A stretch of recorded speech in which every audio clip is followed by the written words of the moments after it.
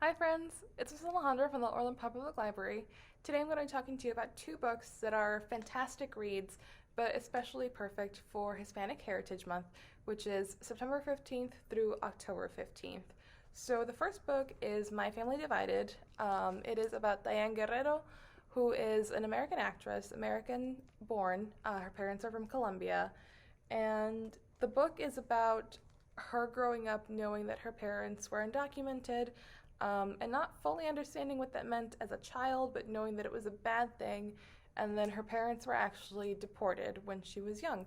But she is a citizen, so she was not deported. And growing up, well, like the title says, divided away from her parents, away from her family, and the things that caused her to feel, what it did to her family.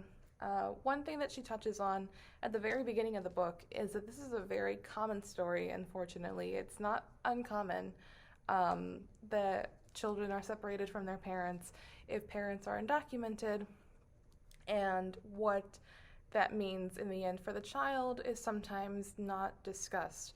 So it can be a slightly heavy topic, but the story is really great. It's a really important story to know and understand.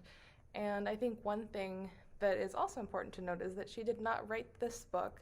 This is about her and it's about her story. However, she did write her own memoir, which is an adult book. So if there are any adults that are interested in reading something like this, but maybe the book is a little too young for you, or it's not really something that catches your interest, but the topic does, she does have an adult book as well that covers this exact thing. It's just more appropriate for adults.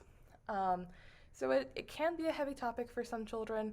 It's still an important topic to discuss, especially for students or children that have questions about it, that want to learn more, and not only learn more about the process of immigration and what it means, but the impact that it can have on families.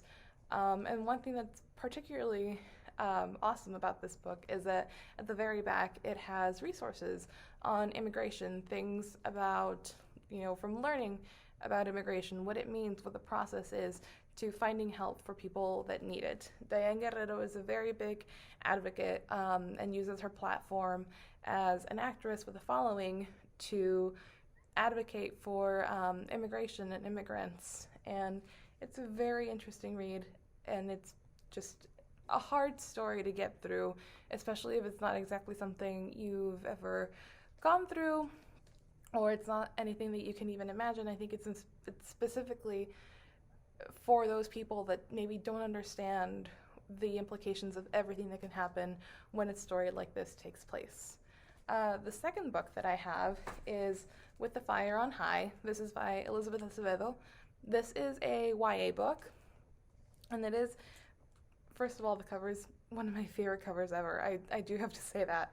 It's a fantastic book. This has quickly become one of my favorite books, certainly this year, that I've read this year, and overall, just a fantastic book. Elizabeth Acevedo is a fantastic storyteller. There is also there's also an audiobook of this. If you're not really interested in reading this book, or maybe you would rather listen to the audiobook, Elizabeth Acevedo narrates it herself, and she has a very soothing voice, and it's great to read it with her voice, and she's a great narrator. So the story follows Imani, who was born in the U.S. Her family's Puerto Rican.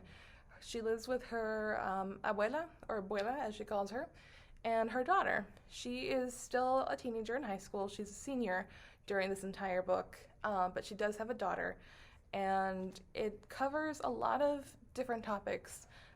Part of it is she's a teen mom and covering the realities of being a teen mom. She's also a person of color. She is Puerto Rican, so she is also dealing with the implications of that, and trying to go to college, or deciding whether or not she even wants to go to college, or if she can afford to if she has a child.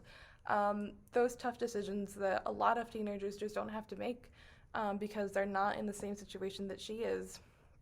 And reading about it and seeing her thought process of what is better in the long run for her and for her family is just a fantastic ride to go along on.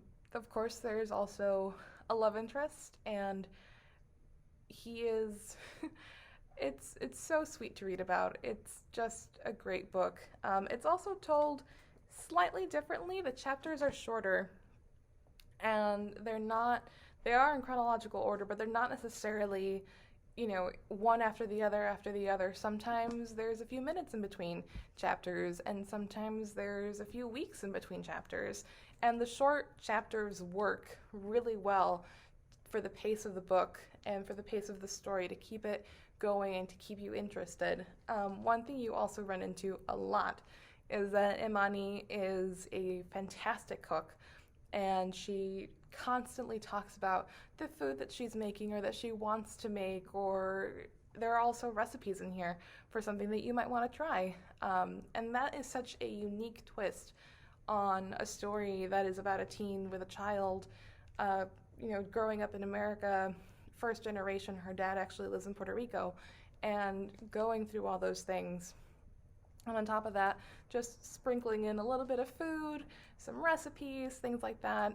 This is a beautiful book, and I think both of these books really show two different sides of what being Latino or Latina in the U.S. can be.